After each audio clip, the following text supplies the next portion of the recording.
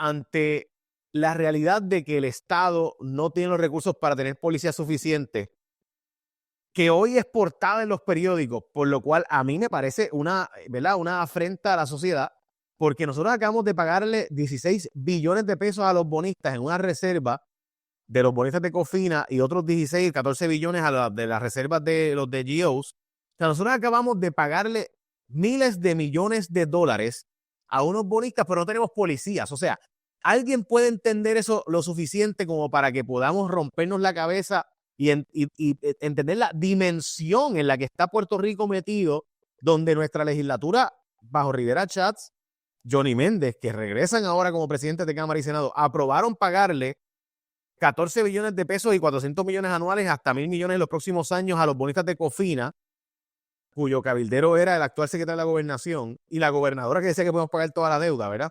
Y después de eso, el Partido Popular con Tatito Hernández y José Luis Dalmau, con el gobernador PNP, Pedro Pierluisi, le pagaron 16 billones de dólares a los bonistas de GOs, pero no tenemos policía. No tenemos policía. Los hospitales cerrando. Entonces uno se queda. Entonces tenemos los poquitos policías que tenemos, los vamos a tener ahora bregando con un caso de la gobernadora, hizo escolta, donde de repente la gobernadora estaba en una actividad en una iglesia y viene una joven, para mí imprudente, pero de ahí a ilegal, para gritarle a la gobernadora y hacer una disque amenaza a distancia, lo cual, ¿verdad?, ya de por sí, y si la amenaza es creíble, si la persona puede hacerlo, etcétera, todos los elementos del delito. Y Catherine, tú escribiste una columna de esto, sé que hablaste con Rubén Sánchez recientemente de esto.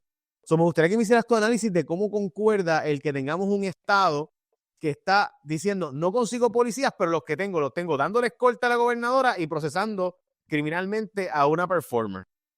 Sí, tenemos un desfase, indiscutiblemente. Hay un desfase sobre en qué prioridades se va a sufragar, ¿verdad?, desde el dinero público, aquellas cosas que realmente son esenciales y aquellas cosas que pueden ser superfluas y totalmente innecesarias.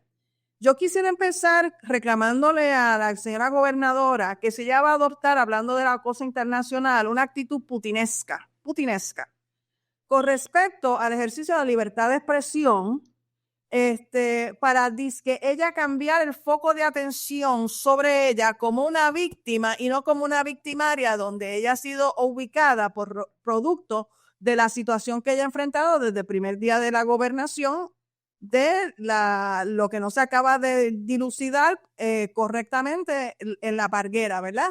Ella forma parte ahora de una familia y ella está propiciando desde su gobernación legislación, reglamentación, órdenes y decretos monárquicos para proteger después de todo intereses de su familia, y eso viola la ley de ética gubernamental. Vamos a empezar por ahí.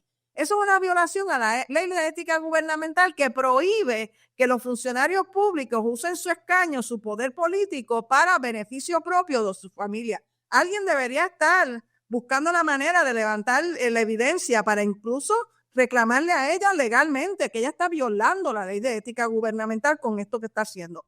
Así que dentro de esto yo veo que aquí hay como un libreto que se está preparando para cambiar el foco de atención, ¿verdad? Y entonces de repente convertirla a ella en víctima de en un escenario que para mí fue un escenario político más que un escenario eclesiástico, se torna un asunto político porque ella está en una misa previa a juramentar públicamente, porque ya ella, según la información que tenemos, había juramentado privadamente con la juez presidenta, ¿verdad? Así que lo primero que uno se tiene que preguntar con respecto a la seguridad pública, que es el tema que estás tratando de traer, ¿verdad? No es la seguridad pública nada más para la señora gobernadora. Esto hay que preocuparse por la seguridad pública de todo el país y en qué caso es que se va a dirimir el uso de fondos públicos para proteger a qué víctimas, ¿verdad? Y en ese sentido, la iglesia como un espacio, no nos olvidemos que las iglesias, su historia, y tú vienes de un trasfondo eclesiástico, las iglesias en un momento de la época medieval eran el centro de teatro. Ahí es que se fomenta la elaboración de obras de teatro, se montaban dentro de las iglesias. Así que la iglesia es un espacio público en ese sentido donde se fomenta la elaboración de las obras de teatro, pasaban allá adentro. Así que dentro de eso entra una joven con un vestuario, insisto en la palabra vestuario, porque esa joven además es cantante de reggaetón. Yo no soy fiebrúa de esa música, pero ese es el género que ella brega, ¿verdad? Ella como cantante y performer entra a un escenario, que ella lo ve como un escenario, disfrazada desde su perspectiva de guerrillera urbana para hacer una manifestación política. Entonces, entra enmascarada, eso, ¿verdad? Todo el mundo vio que ella viene con su rostro cubierto. Entra a una iglesia, nadie la frenó en la entrada de la iglesia para que ella no pudiera entrar vestida como estaba vestida, ¿verdad que no? Yo no vi esa escena. Y tampoco el párroco a cargo de oficiar esa misa, corrígeme si estoy en lo equivocado o no, pero si es el mismo cura que ofició su matrimonio, es ese cura que se dedica a montar obras de teatro. ¿Estoy en lo correcto? Sí, correcto. Es el mismo cura, ¿verdad? Sí. Le llaman el padre Willy, ¿no es que le llaman? Sí. Ese cura está acostumbrado a usar también la religión como pretexto para montar unas magnas obras que él hace, que si Jesus Christ Superstar, que esas son unas obras de Broadway a nivel de eso, ¿verdad? Así que tú tienes, si es el mismo cura que estaba ese día, él tiene un productor de teatro frente a ti y ella entra con una producción de teatral también para pegar sus gritos que pegó allí, para hacer un reclamo ante quien es la gobernadora en propiedad de haber ya juramentado bajo la juez presidenta previo a llegar a la misa. O de lo contrario, cuando ya salía de la misa, iba a juramentar públicamente porque hay dos juramentaciones que ocurren. ¿Qué sucede? Para mí, visto desde lo que es el performance político, lo que es el arte conceptual político, yo entiendo que la debe cobijar a ella en su libre expresión.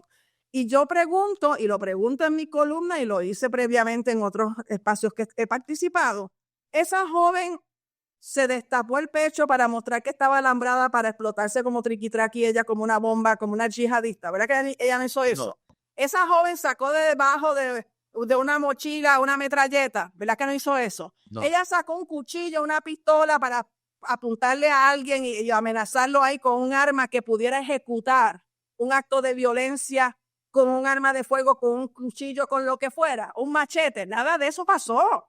Así que la posibilidad que ella iba a efectuar durante la misa un acto que pudiera culminar en el asesinato de la señora gobernadora, no estaban los elementos ahí.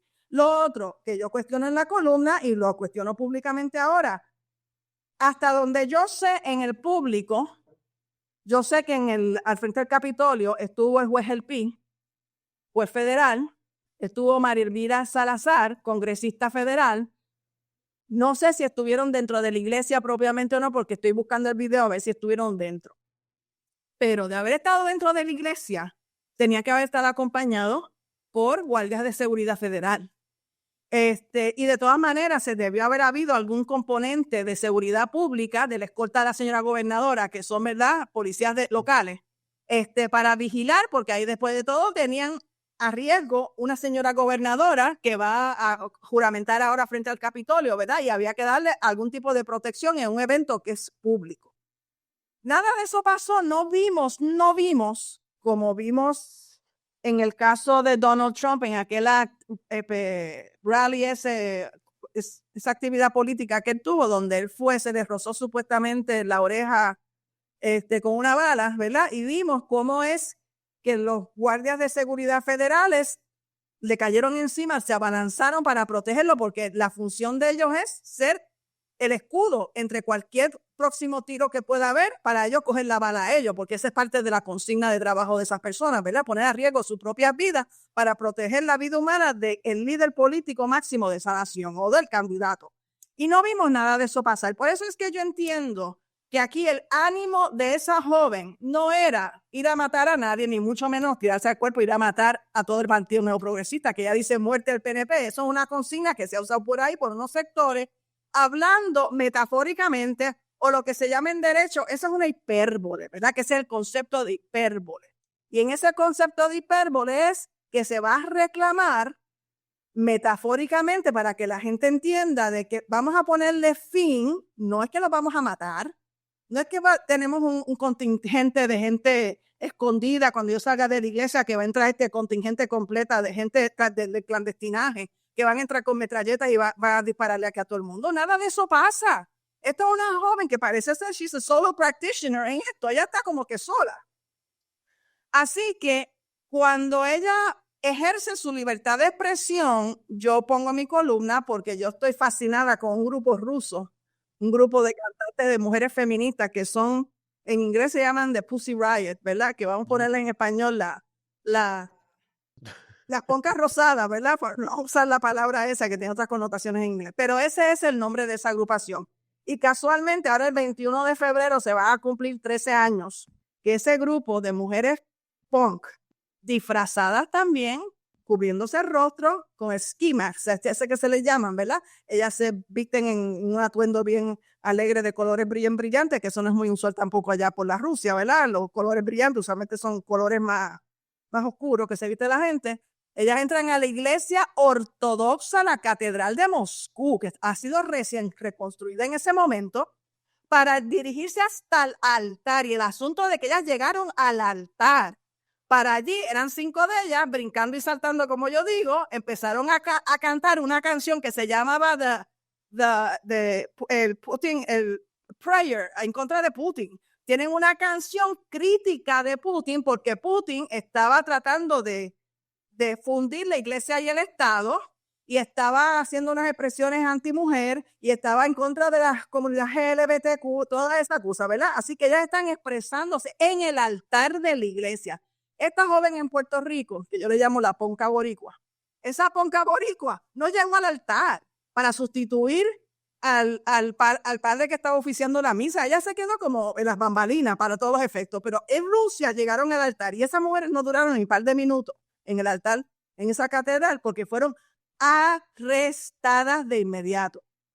Por eso, la diferencia entre una Rusia donde se dice que no existen las libertades de expresión, que lo vemos reflejado aquí, esas jóvenes fueron acusadas criminalmente, de 5 de ellas, 3 fueron convictas y fueron encarceladas. Creo que fueron a par de años que le echaron. Tan pronto esas jóvenes salen de la cárcel, ellas vuelven a sus protestas, porque ellas son militantes y combativas en el ejercicio de libertad de expresión a pesar de Putin. Así que yo hago esta analogía porque entiendo que aquí tenemos una cantante joven, reggaetonera, que tiene todas las características de haber efectuado un performance.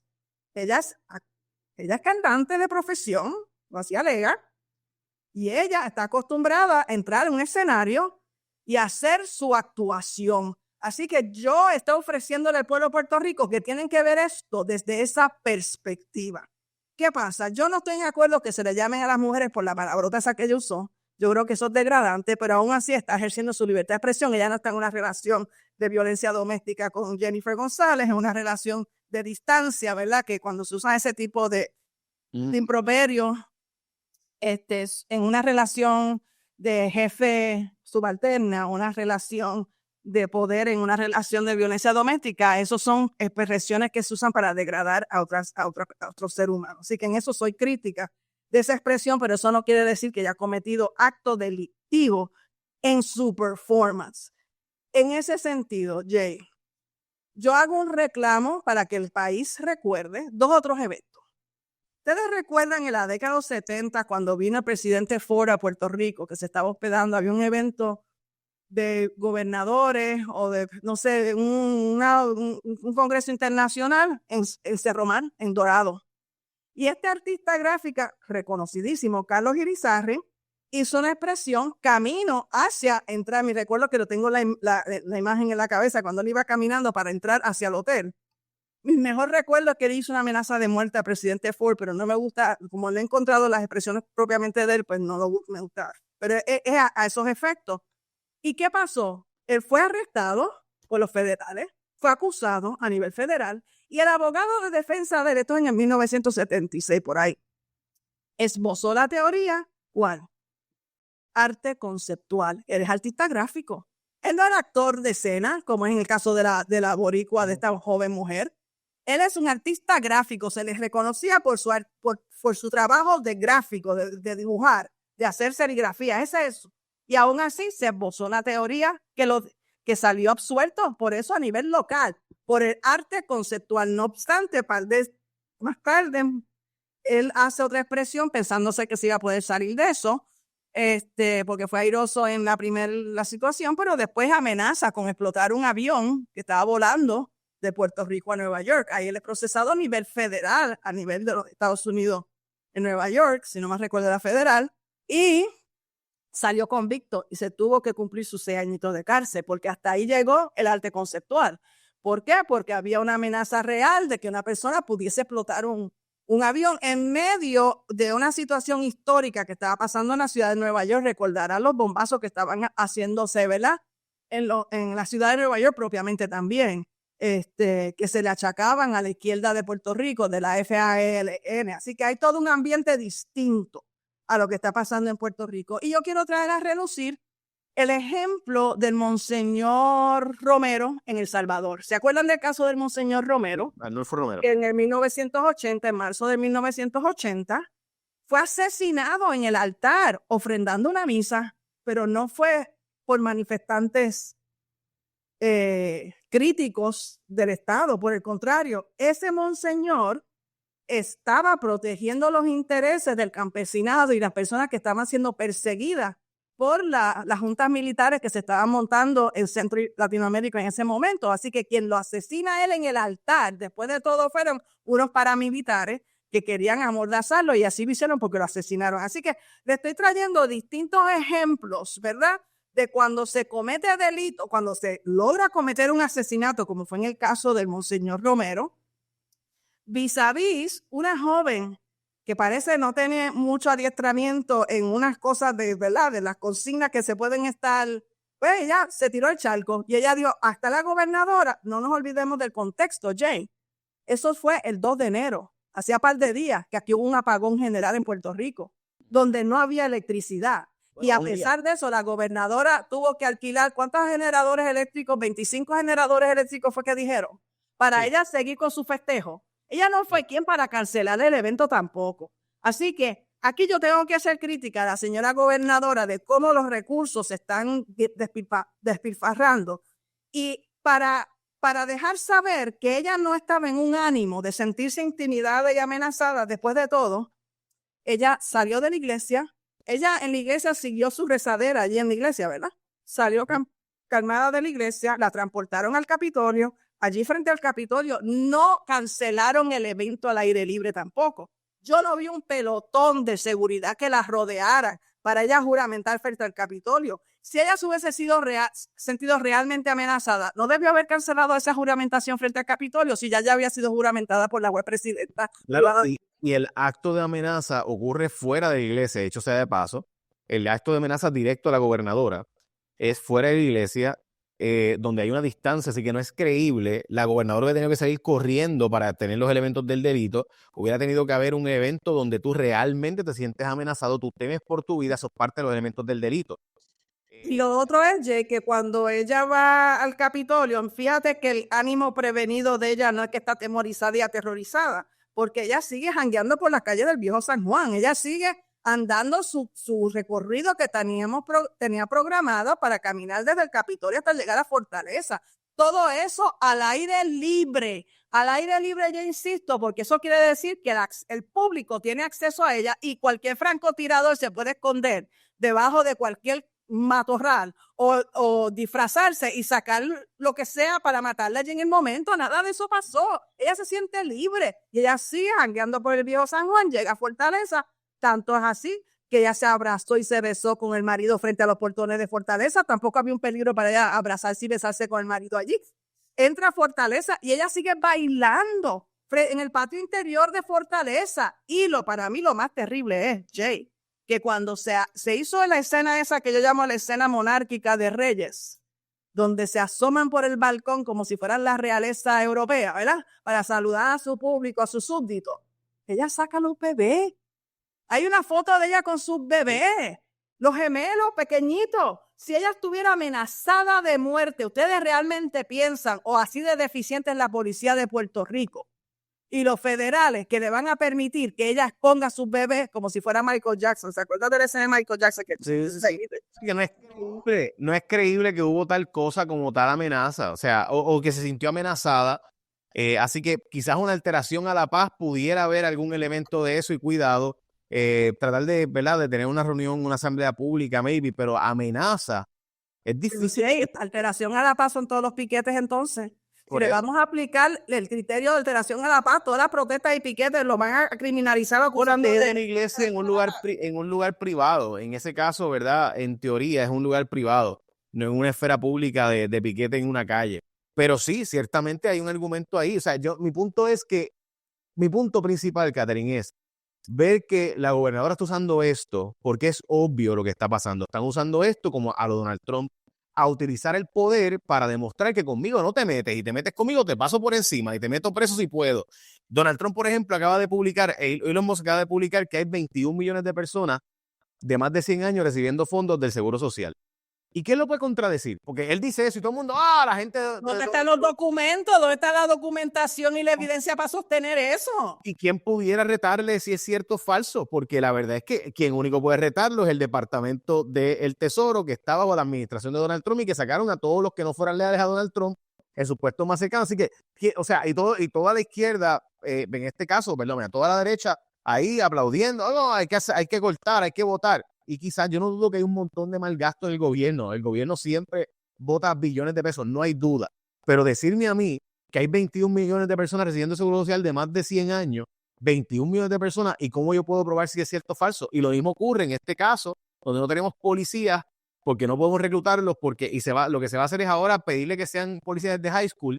Pero espérate, es que el problema es que no tenemos, si tú no pones los dineros donde tienen que ir, pues el sueldo de un policía en Puerto Rico, que son 2,000 y pico pesos mensuales, pues que no dan para vivir.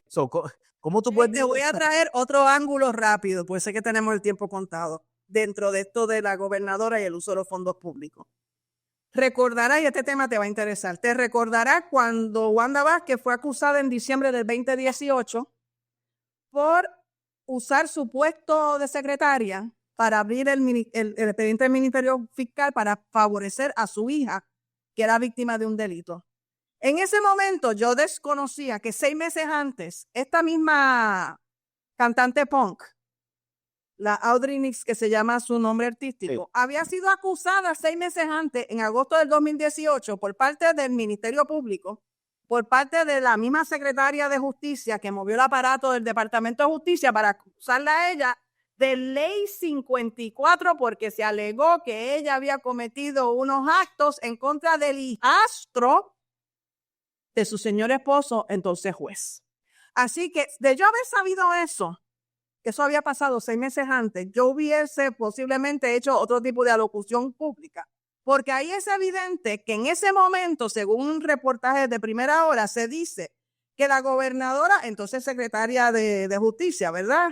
Wanda Vázquez, movieron un equipo de 3 intercesores de víctimas del crimen, no uno, no una, 3 personas de asistencia a víctimas para acompañar al hijastro de la señora gobernadora. Y ahora, en la acusación que se le pretende erradicar a esta joven, se movilizaron 3 fiscales para 3 delitos menos graves. Volvemos. Que es un show of force de utilización del Estado para amedrentar cualquier oposición que haya, lo mismo que está haciendo Donald Trump. Esto es un acto trumpista de amenaza velada para cualquiera. Tú te metes conmigo, esto te va para encima.